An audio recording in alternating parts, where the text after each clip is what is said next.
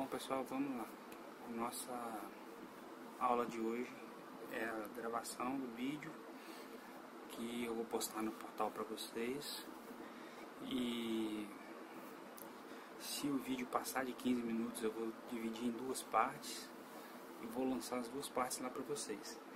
Esse material que eu estou usando aqui é um resumo do que está no portal, resumo do livro que está disponibilizado para vocês no portal, que é o livro institucional.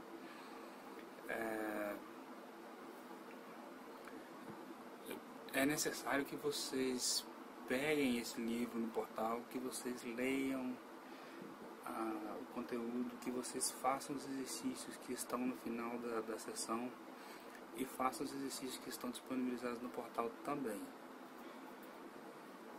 Eu vou colocar os vídeos, vou colocar esse slide, o PDF desse slide para vocês lá. E se vocês tiverem alguma dúvida, pode me procurar aí no WhatsApp ou por e-mail e a gente vai conversando. Bom, vamos lá. Hoje a gente vai estudar unidade 2, seção 1, que é o radiotransmissor. Para a gente falar sobre radiotransmissão, primeiro a gente precisa entender o que é uma onda de rádio. A onda de rádio é uma onda eletromagnética e, assim como todas as outras ondas eletromagnéticas, elas se propagam no espaço ou no vácuo ou então em alguns outros meios, e ela não depende especificamente da existência de um meio para propagação. Ela pode se propagar no vácuo, pode se propagar no espaço, no ar, por aí vai. Um exemplo de uma onda eletromagnética é a luz. Ela é uma onda que se propaga no vácuo e ela tem algumas características que permitem que o olho humano seja estimulado por essa onda, ok? Outro exemplo são as ondas de rádio, que são ondas eletromagnéticas, e elas têm diversas aplicações aí pra gente, tanto para transmissão de áudio quanto transmissão de vídeo, transmissão de outros tipos de informações também, beleza? A onda de rádio tem algumas características aí interessantes, a onda eletromagnética. A onda eletromagnética se propaga no vácuo com uma velocidade bem definida, bem precisa, que é aproximadamente 300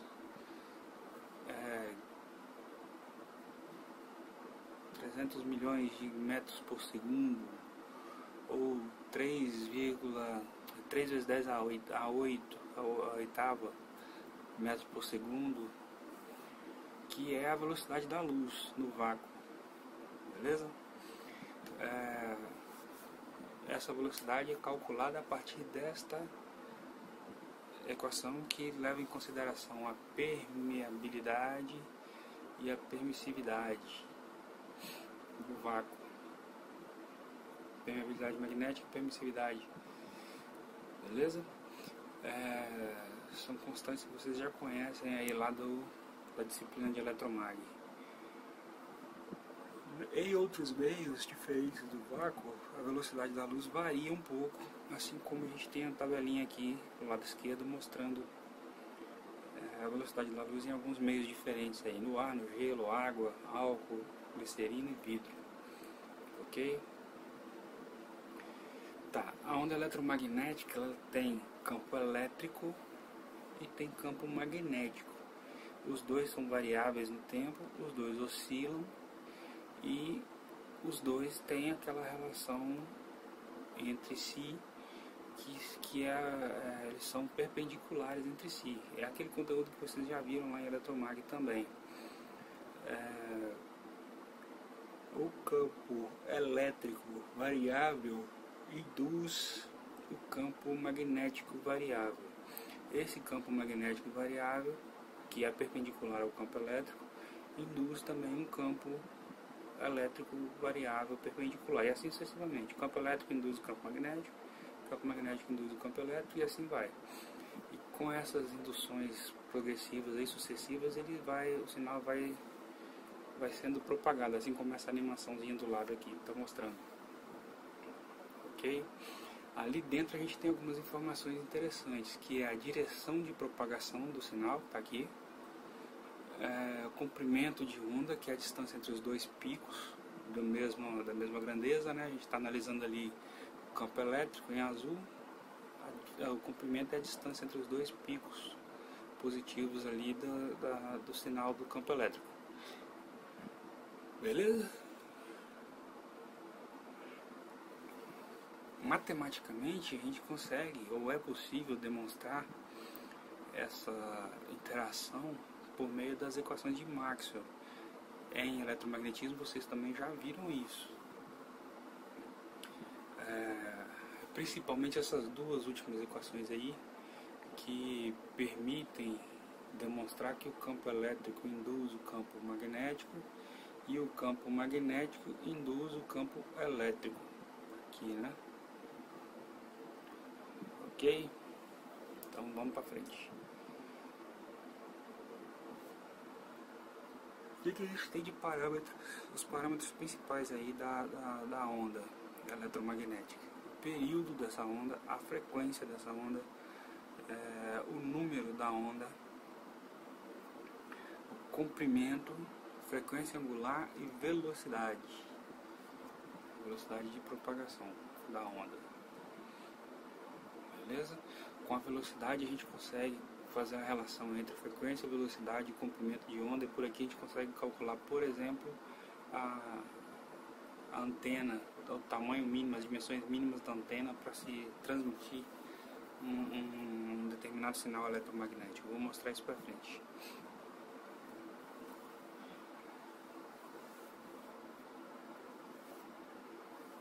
As ondas são basicamente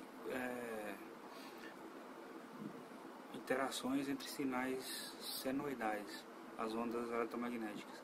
A gente tem sinal, no caso aqui o sinal cosseno, a função seno, então dá pra gente representar matematicamente esses caras por meio de funções seno, função e cosseno. Ok? Ali a gente tem os parâmetros descritos, o que é cada parâmetro daquele. Aqui tem a amplitude do sinal, a função que a gente está usando, a constante da onda, que é chamado vetor de onda, a gente vai ver o que é isso, e a velocidade de propagação dessa onda, que é o v, e em função do tempo, né? Beleza? Outras relações matemáticas que dá pra gente fazer ali,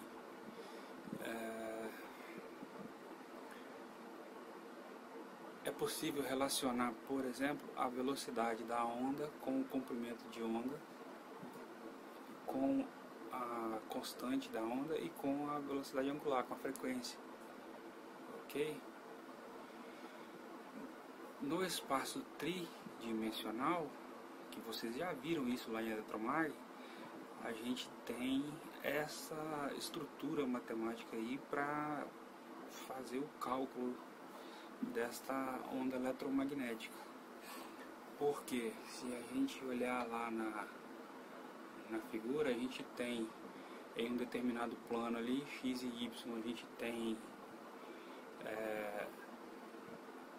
a onda, o campo magnético, e no outro plano perpendicular a gente tem o campo elétrico. Então a forma de se analisar isso é usando o espaço tridimensional. E aí a gente tem uma equação, uma EDO de segunda ordem aí para fazer essa análise, que vocês já viram também em Eletromag. Eu não vou aprofundar nisso porque isso é conteúdo da disciplina de eletromagnetismo.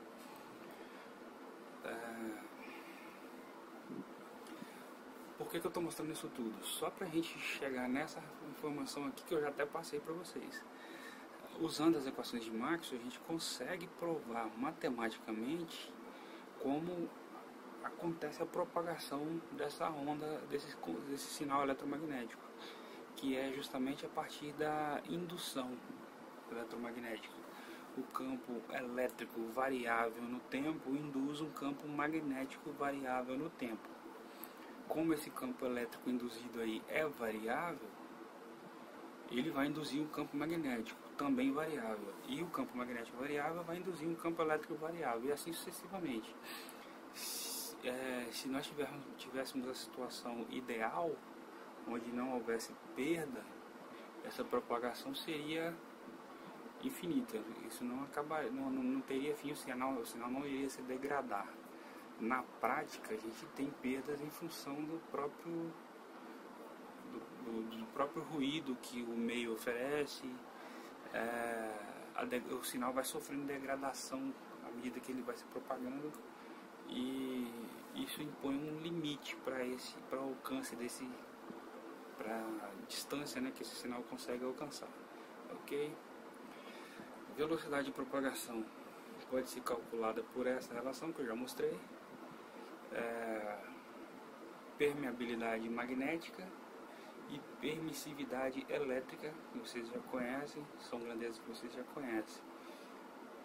Beleza? A relação entre elas aí permite calcular a velocidade de propagação da onda num meio qualquer ali. Aqui a gente vai usar a permeabilidade e permissividade do meio que a gente está analisando essa velocidade. Se for propagação no vácuo, a velocidade de propagação no vácuo, a gente vai usar permissividade e permeabilidade no vácuo. Ok? Uma outra informação importante: as ondas eletromagnéticas transportam energia e momento. Ela não transporta massa, não transporta matéria. Ela transporta energia e momento. Quando ela interage com a matéria, ela transfere essa informação para a matéria, ok? Ela não tem massa, ela transporta energia e momento. Para definir o comprimento de onda, a gente consegue calcular o comprimento de onda, letrazinha lambda. É a velocidade da onda sobre a frequência da onda. Comprimento em metros, velocidade em metro por segundo, frequência em hertz. Ok? É possível tabelar as ondas eletromagnéticas em função do comprimento de onda, ou então em função da frequência que essas ondas eletromagnéticas têm. Então a gente cria o que é chamado de espectro eletromagnético, que é uma divisão dos tipos de onda em função da frequência ou do comprimento. À medida que a frequência vai diminuindo para a esquerda, o comprimento vai aumentando. À medida que a frequência aumenta, o comprimento diminui. São inversamente proporcionais, por causa dessa relação aqui, né?